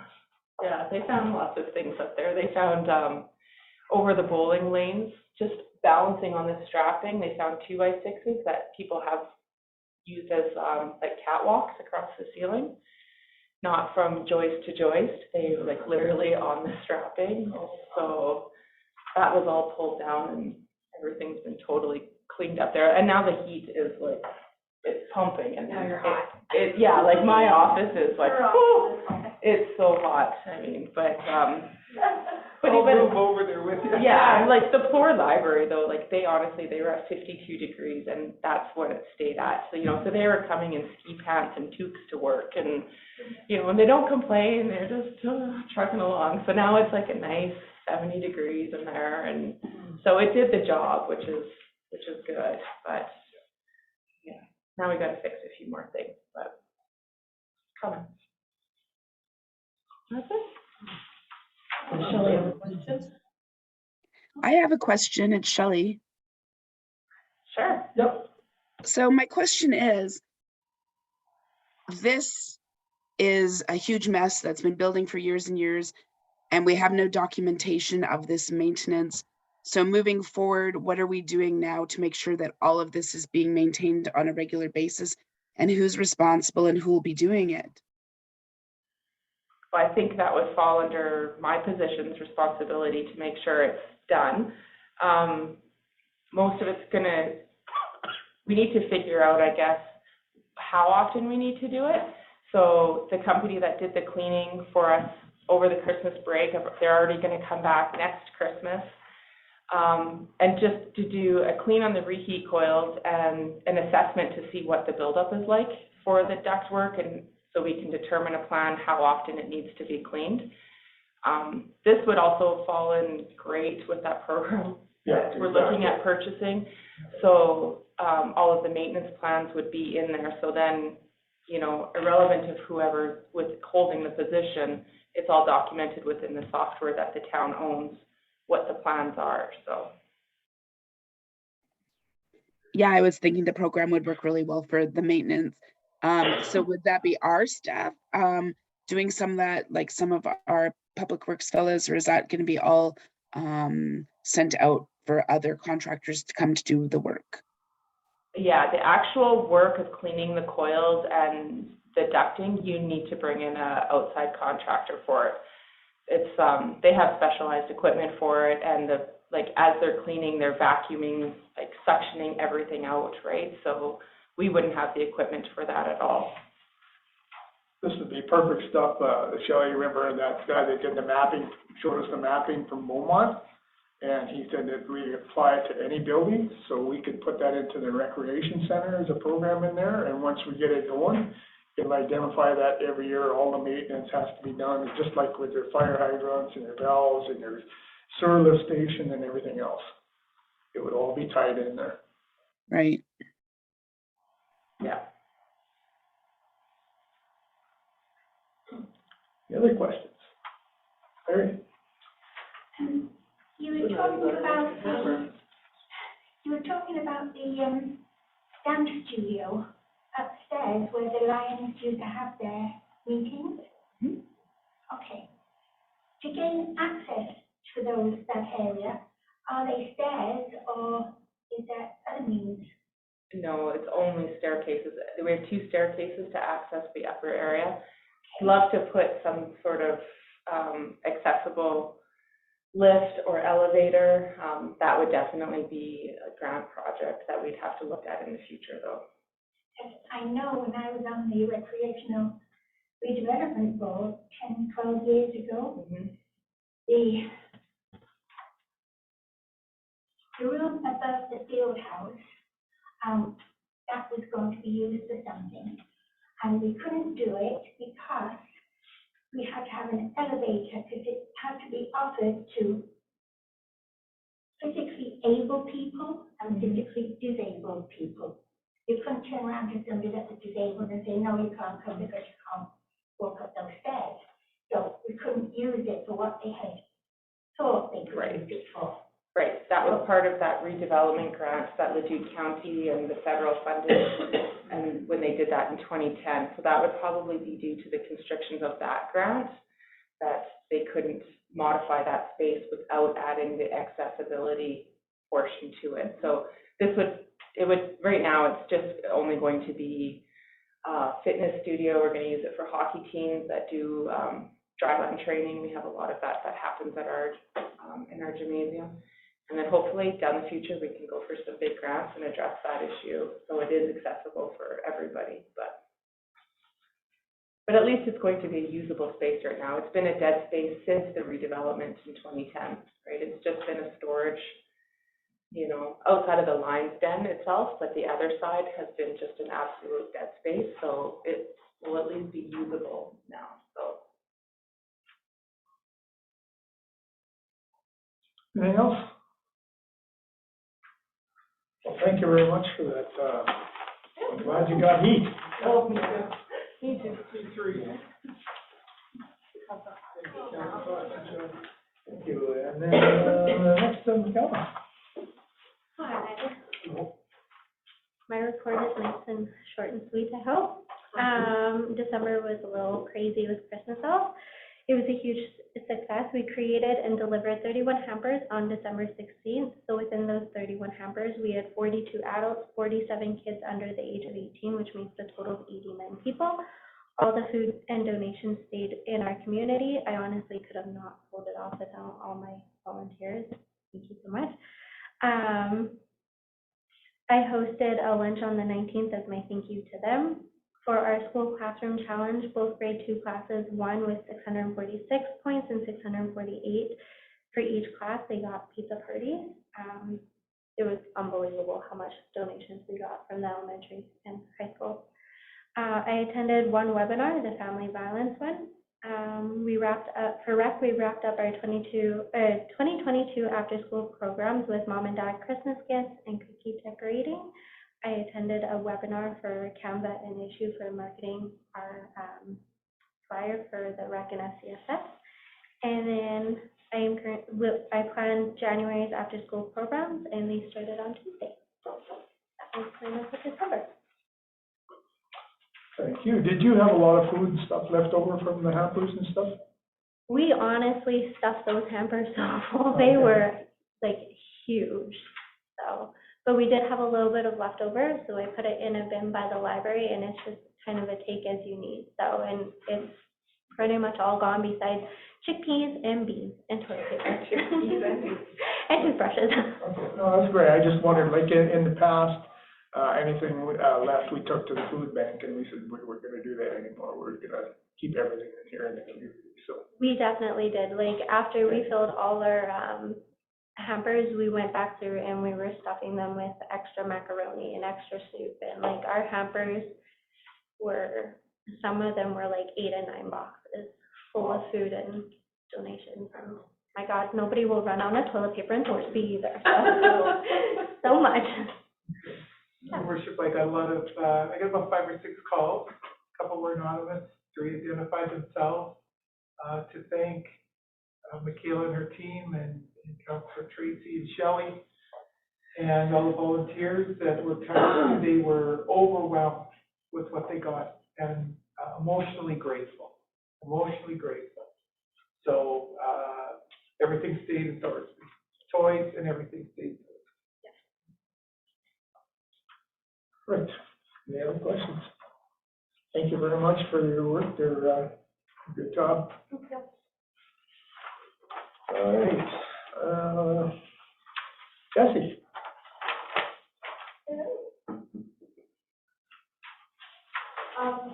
So for the month of September, and not necessarily in particular order, I went through and verified all current business license holders in Thorsby, which included, I don't know why it's spelled like that, which included validating current information.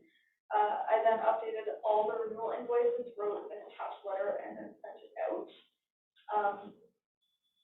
I prepared the council packages for the month of December.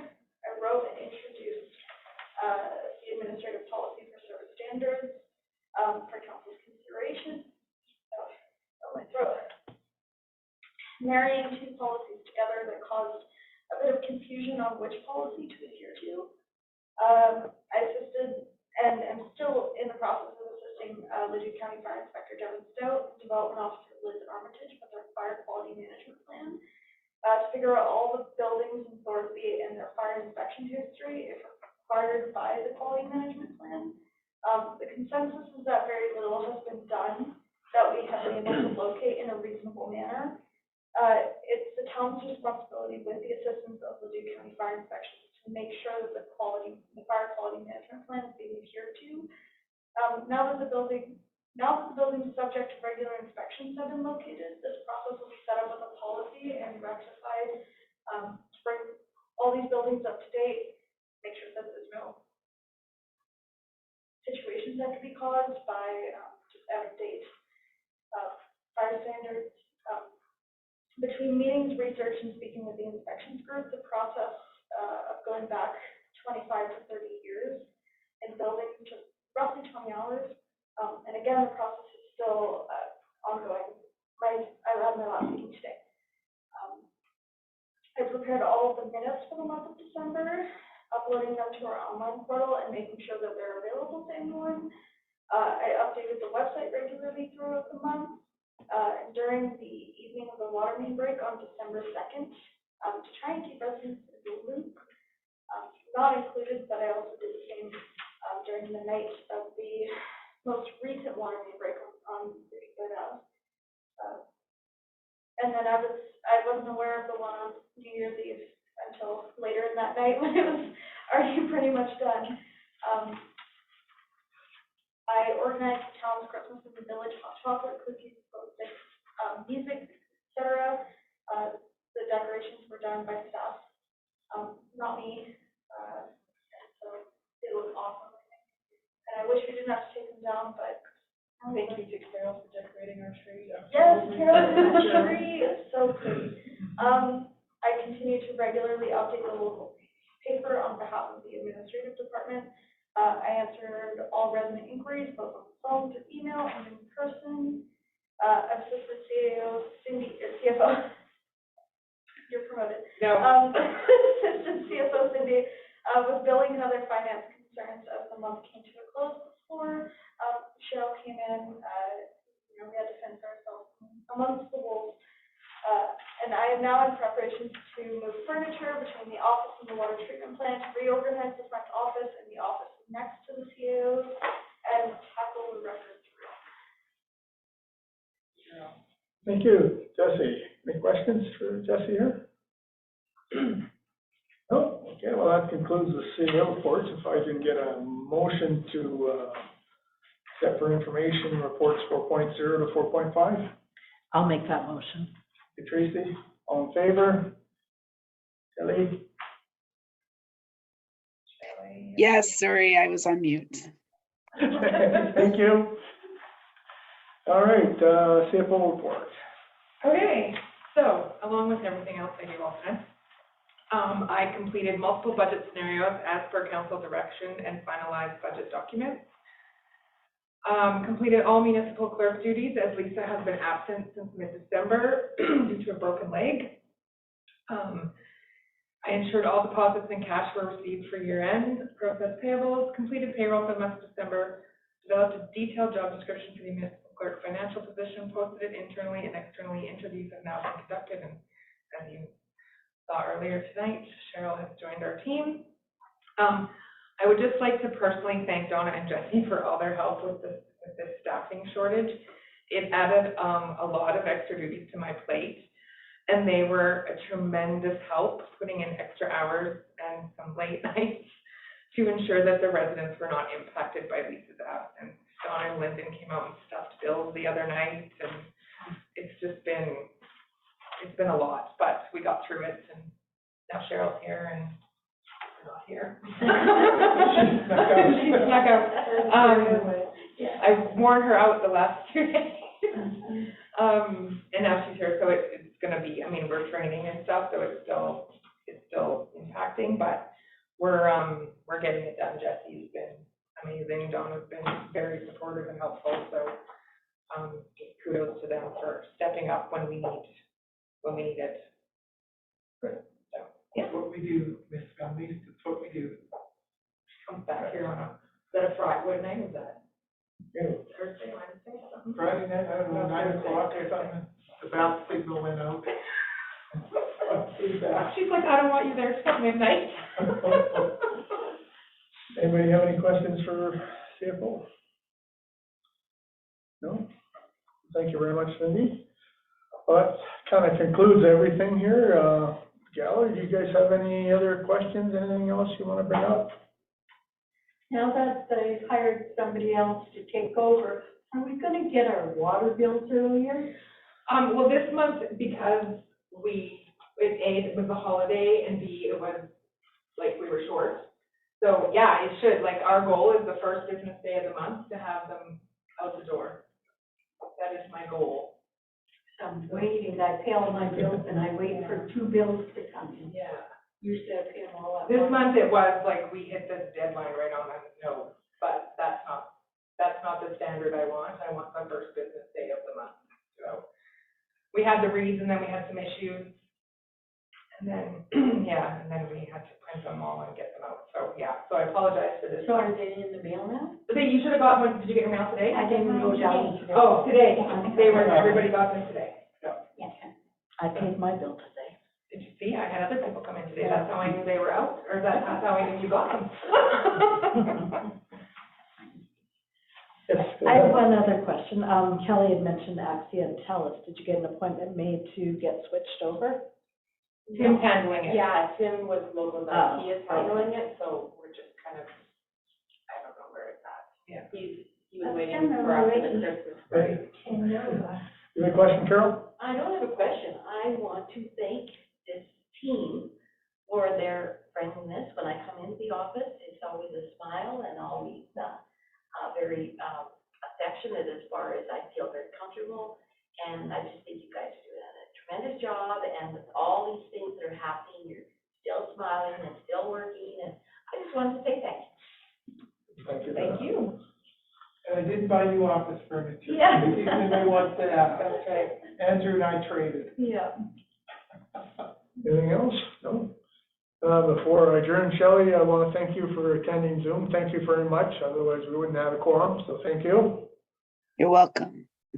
And I guess They have thank a you. motion to accept my report. What's that? A motion to accept my report. Oh, I'm sorry, sorry. I'll get right back to you, Irene, 1 second. So can I get a motion to accept the CFO report for information? Shelley, do you want to make that motion? I can make that motion. Thank you. All in favor? Yes. Carried. Go ahead, Irene. What's happening with the bylaw officer? The budget, so Donna, do you mind? No, absolutely, your worship. We, at the budget meeting, it was determined that the bylaw budget, be cut. And council talked about having a peace officer come in. The bylaw position, was offered till the end of the month, and then, part-time hours until the end of February, because we're going to share with Kalmar, a peace officer, for 2 days a week that will report directly to me. And the bylaw officer had some other things that he wanted to do, so he resigned at the end of January with all, end of December, I'm sorry, with all good wishes from the staff team and so forth. So what will happen right now, I'm meeting with CFO from CEO from Kalmar next week. They're in the process of hiring a new community peace officer. In the meantime, as CAO, I can write orders, I can compel people to do things. The money has helped us out with a couple of files already. I had a chat with them saying they won't bother you unless they're really big, and then we'll ask. But so far, they've been fairly quiet in town. I know I have to write some orders for sidewalks and so forth. We have to look after that. And then once the new peace officer comes, they come on contract with the jurisdictional expansion. They'll use our vehicle because our vehicle is actually a peace officer car, not a bylaw car. So it's getting put back into being a peace officer car right now as we speak, with the lights back in it. And they'll use our vehicle, and they'll be on contract. Any ticket revenue will come to our municipality, and we will have a service level for them. So I'm hoping sooner, but probably the 28th of February. Anything else? Okay, well, thank you. Can I have a motion to adjourn, please? I'll make that motion. Stacy, all in favor? Yes. Thank you. Good night, Kelly. Feel better, Councillor Ash? Feel better. Good night, you guys.